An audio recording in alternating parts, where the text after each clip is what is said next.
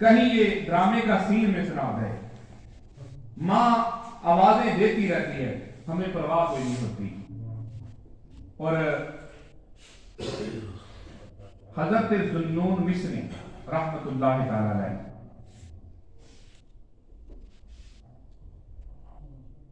یہ بات حضرت شیخ ریفیش رحمت اللہ علیہ آپ نے لکھی ہے. المواعظ والرقائق کتاب کا نام ہے, پرانی کتاب ہے. اس میں یہ حضرت ذوالنون مصری رحمت اللہ علیہ فرماتے ہیں کہ میں چوراہے پہ کھڑا تھا تو دیکھا کہ جنازہ آیا.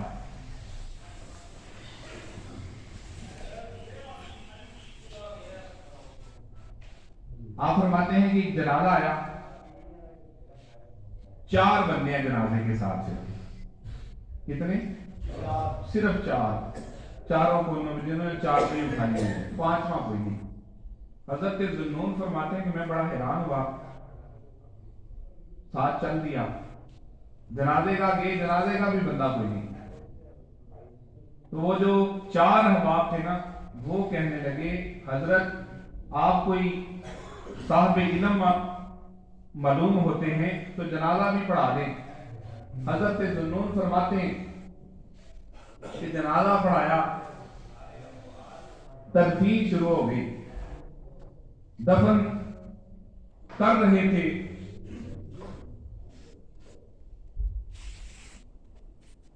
تو میں نے انہیں پوچھا یہ بندہ کون ہے؟ ایک بندہ بھی, اور تم 4 کے علاوہ 5واں کوئی نہیں, مسئلہ کیا ہے, بات کیا ہے؟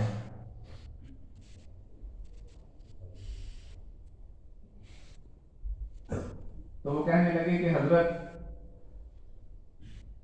ہمیں تو خود نہیں پتا کہ یہ بندہ کون ہے, ہمیں خود نہیں پتا کہ یہ میت کون ہے. تو کہنے لگے معاملہ کیا ہے؟ وہ کہنے لگے ہم تو 4 بندے مزدوری کے لیے گھر سے نکلے تھے. ایک خاتون آئی, کہا کہ 4 مزدور چاہیے, ہمیں گھر لے گئی, کہا اس کو غسل دو, کفن پہناؤ, پھر قبر بھی کھودو اور دفن بھی کر کے آنا ہے. ہمیں نہیں پتا یہ کون ہے, ہمیں خاتون نے دیہڑی پہ وہ لے کے گئی تھی, ہمیں اس کے علاوہ کوئی پتا نہیں. تو فرمانے لگے کہ وہ عورت کہاں ہے؟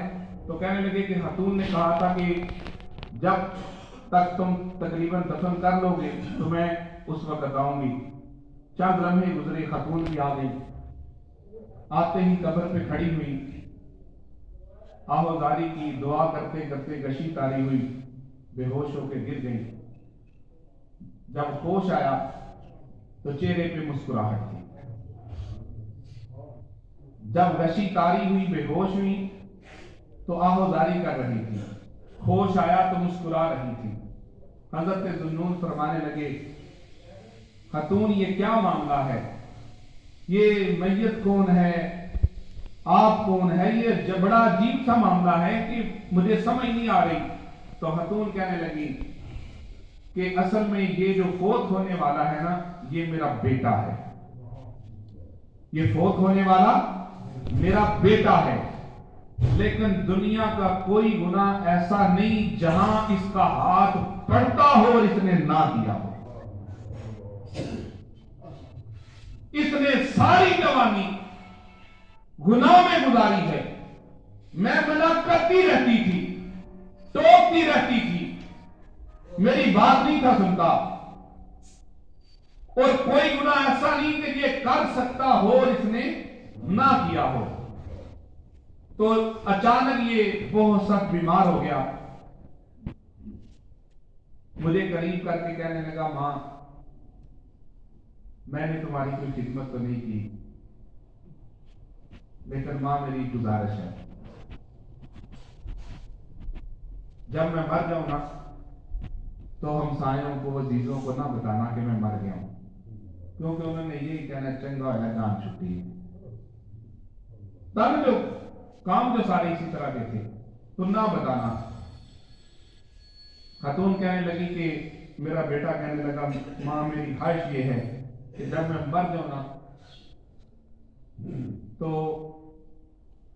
مجھے زمین پہ رکھ کے، یہ بات حضرت شیخ رفیش رحمت اللہ تعالیٰ علیہ نے المواعظ والرقائق صدیوں پرانی کتاب ہے، اس میں لکھی ہے، فرماتے ہیں کہا ماں مر جاؤ نا تو میرے منہ کے اوپر اپنا پاؤں رکھنا، اور جب پاؤں رکھ دو نا تو کہنا جو اللہ کی نافرمانی کرتا ہے اس کا یہی حال ہوتا ہے۔ تو وہ خاتون کہنے لگی حضرت پھر میں نے ایسا کیا ہے، میں نے ایسا ہی کیا ہے۔ اور پھر میرے بیٹے نے جو آخری خواہش کا اظہار کیا، اس نے کہا ماں میری قبر پہ آ کے ایک دفعہ اللہ کی بارگاہ میں عرض کر دینا کہ میں نے پتر کو معاف کر دیا، تو بھی معاف کر دیا، میں نے اپنے پتر کو معاف کر دیا، مولا تو بھی معاف کر دے، ماں بس میری اور کوئی خواہش نہیں۔ خاتون کہنے لگی کہ میں نے اپنے بیٹے سے وعدہ کر لیا کہ پتر تو نے جو بھی کیا ہے لیکن ہے تو پتر نہ میرا، ہے تو میرا پتر ہی نا، تو جیسا بھی ہے جو بھی کیا ہے تیری خواہش ضرور پوری کروں گی۔ تو خاتون کہتی ہے اب میں قبر پہ آئی ہوں اور یہی دعا کیا، مولا میں نے معاف کر دیا تو بھی معاف کر دے۔ اور پھر جب بے ہوش ہوئی ہوں اسی حالت میں مجھے یہ خوشخبری سنائی گئی ہے کہ اے خاتون جا، تیری دعا کے صدقے میں تیرے پتر کے سارے گناہ معاف کر دیے ہیں۔ سبحان اللہ۔ تیری دعا کے صدقے میں تو نے اپنے پتر کو معاف کیا نا، تو تیری دعا کے صدقے میں تیرے پتر کے سارے گناہ معاف کر دیے ہیں۔ اس کا دوسرا رخ جو ہے تصویر کا، اس بات کا، اس واقعے کا، دوستو اگر ماں کی ایک دعا کے سبب سے زندگی کے سارے گناہ معاف ہو گئے، اللہ نے گناہوں پہ پانی پھیر دیا ہے، تو کہیں ماں کی بے ادبی کر کے ہماری نیکیاں کہیں ضائع نہ ہو جائیں۔ دوسرا رخ یہ ہے کہ کہیں ماں کی بے ادبی کر کے جو چھوٹی موٹی کوئی نیکیاں کی ہیں وہ بھی ضائع نہ ہو جائیں۔ اگر ماں کی دعا میں بڑا اثر ہے تو ہم غور کریں کہیں ماں کی بد دعا نہ لگ جائے۔ حضرت القمہ سے بڑھ کے مثال کیا ہو سکتی ہے؟ میں نے اس سے بڑھ کے کوئی بڑی بات میں نے ماں کے حوالے سے، ماں کے ادب کے حوالے سے میں نے کوئی نہیں پڑھی، شاید کسی اور نے پڑھی ہو۔ حضرت القمہ رضی اللہ تعالیٰ عنہ سے آپ یہ رسول ہیں، ہم تو عام بندے ہیں، گناہ گار ہیں، وہ پرسنالٹی اور وہ شخصیت جو نبی پاک صلی اللہ علیہ وسلم کے پیچھے نمازیں پڑھی۔ میں صرف 5-7 منٹ آپ کی توجہ چاہوں گا۔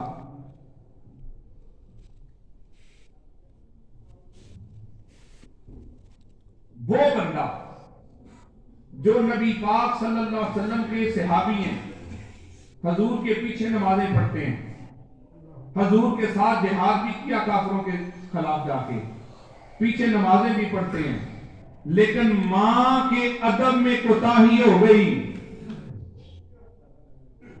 حضور کے پیچھے نمازیں پڑھیں، حضور کے ساتھ جا کے کافروں سے جہاد بھی کیا، لیکن ماں کے ادب میں کوتاہی ہوئی۔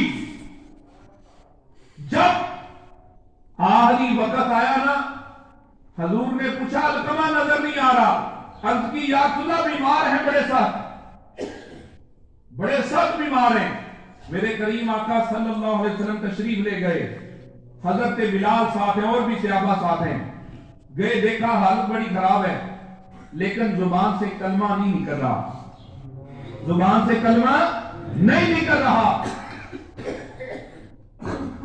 حضور جانتے تھے کیا معاملہ ہے، مائی صاحبوں کو بلایا، فرمایا کہ مائی صاحبہ آپ راضی ہیں؟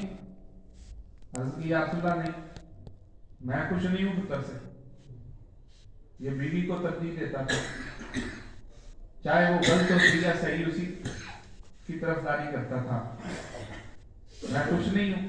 نبی پاک نے فرمایا بھائی صاحب معاف کر دیں، نہیں تو اللہ بھی معاف نہیں کرے گا۔ کہا میں نے اسے معاف نہیں کرنا، اس نے بڑا تنگ کیا مجھے، میں نے معاف نہیں کرنا۔ حضرت بلال سے کہا جاؤ لکڑیاں لاؤ. حدیث پاک میں ملتا ہے کہ لکڑیاں کٹھی کر دی گئی, آگ جلا دی گئی. وہ نبی جو رحمت للعالمین ہیں صلی اللہ علیہ وسلم, جو پیار کرتے ہیں امتیوں سے, اب تصور کریں صحابی ہیں, کہا اٹھا کے آگ میں پھینک دو, اٹھا کے آگ میں پھینک دو. جب یہ کہا نا, مائی صاحبہ نے سنا کہ حضور فرما رہے ہیں کہ اٹھا کے پھینک دو, فوراً ہاتھ جوڑے, یا رسول اللہ جیسا بھی تھا پتر تو میرا ہی تھا, یا رسول اللہ بڑا تن کیا اس نے, پر حضور میں دیکھ نہیں سکتی یہ آگ میں جلے, میں اس کو معاف کرتی ہوں. یا رسول اللہ میرے